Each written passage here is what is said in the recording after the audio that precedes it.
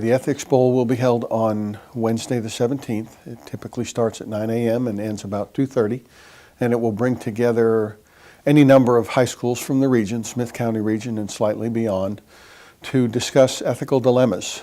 The high schools come in and their students are broken up into teams so that they are paired up with other high school students, and it's not high school X against high school Y. And they discuss predetermined scenarios that they've already been given and been able to study up on, and to develop a position in favor of or opposed to.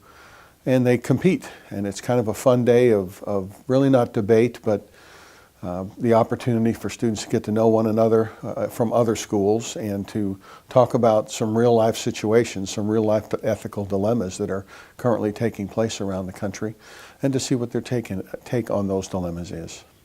Our concern is that if in fact we want a community to live in which there's trust and respect for one another as examples, then we had an obligation to try and do something about that. Every year we kind of make improvements that we think are better. You start to see this really intense interaction, and then the judges get a chance to ask them questions, and they interact on that, saying, well, why, how did you come up with that? Or I thought that you really missed this part.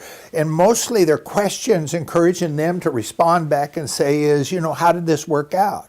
So that's when we say it's not a debate. That's really critical, because what we're trying to do is to work forward to the idea of how we have to interact to live in community.